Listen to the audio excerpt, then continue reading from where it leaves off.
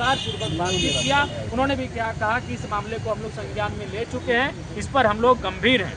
उसके बाद रात को 8 बजे माननीय मुख्यमंत्री महोदय से मिलने के बाद आज दिन के 11 बजे महामहिम राज्यपाल महोदय से मुलाकात की है और उनको भी इस मामले से अवगत करवाएं कि आप इस मामले को संज्ञान में लेते हुए फिलहाल जो परीक्षाएं मुख्य परीक्षाएं होंगी उनको स्थगित किया जाए जब तक कि इस पर कोई एक जांच ना हो जाए।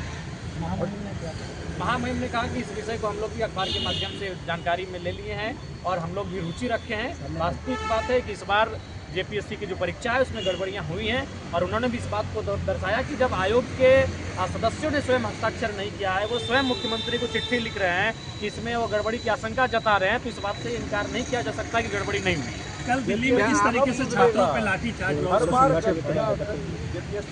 देखिए, बिल्कुल जेपीएससी की परीक्षा, जेएसएससी की परीक्षा इस राज्य में लगातार मजाक का पात्र बनती जा रही है।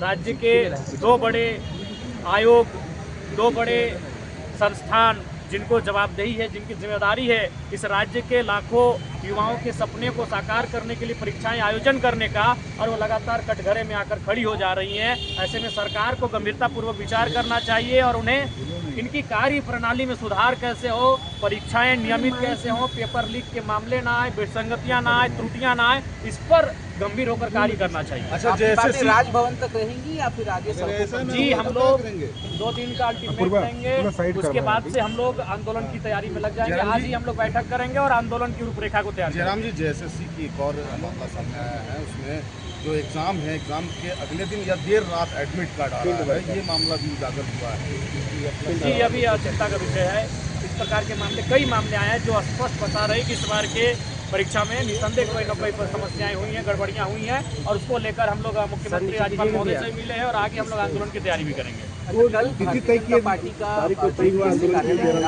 उसका समर्थन रहेगा या फिर अपनी रणनीति? हमारा तो अपना रणनीति रहेगा, लेकिन उसके बाद उसका नैतिक समर्थन रहेगा, क्योंकि जो छात्रों की आवाज़ उठाए, जो छात्रों की बात करे, चाहे वो कोई भी राजनीतिक दल हो, उसका हम लोग नैतिक समर्थन। जयराम जी, आप जंतर मंतर गए थे। जी, और दिल्ली में आपने जिस तरीके से छात्रों की आवाज़ को आपने आवाज़ दिया, कल लाठीचार्ज हुआ जिस तरीके से। जी, बिल्कुल उस लाठीचार्ज की सबसे पहले तो मैं निंदा करता हूँ, भर्त्सना करता हूँ कि लोकतांत्रिक भारत में जो युवा भारत के भविष्य हैं, जो बच्चे कल को जाकर इस देश को संभालेंगे, देश को संवारेंगे, उनके साथ लाठीचार्ज की घटना बहुत ही निंदा का विषय है।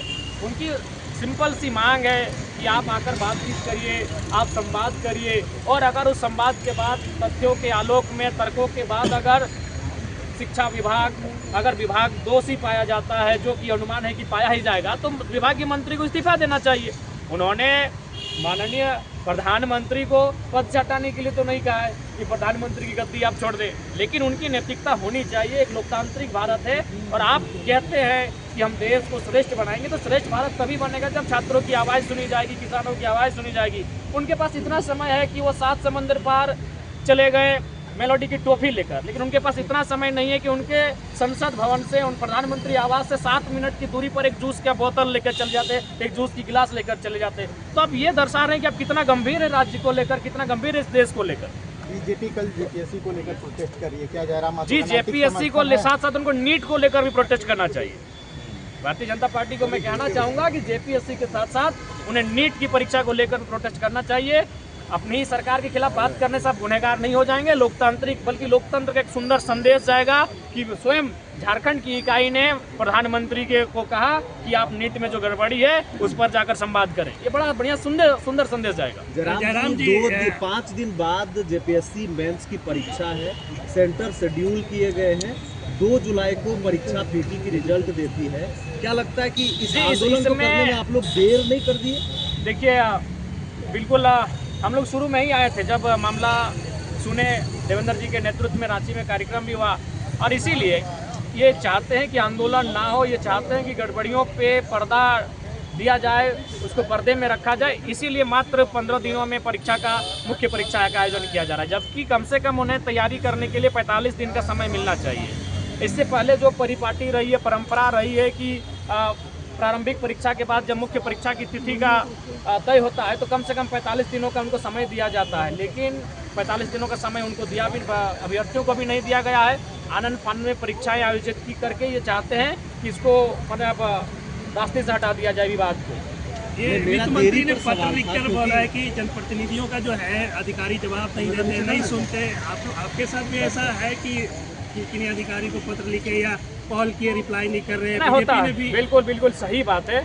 कई पदाधिकारी हैं जो राज्य मैंने जिले स्तरीय हैं, राज्य स्तरीय पदाधिकारी हैं जो आपको मैंने उचित ठीक से आपसे बातचीत नहीं कर पाते हैं, ठीक से आपकी बातों को संज्ञान में नहीं लेते हैं। तो है ब्यूरोक्रेसी की जो व्यवस्था है, नौकरशाह जो है माननीय मुख्यमंत्री जी के नेतृत्व में कहीं ना कहीं उसमें पारदर्शिता का अभाव है, उनमें उदासीनता दिख रही है और अपने कर्तव्य को लेकर अडिग नहीं है। ठीक है, थैंक यू।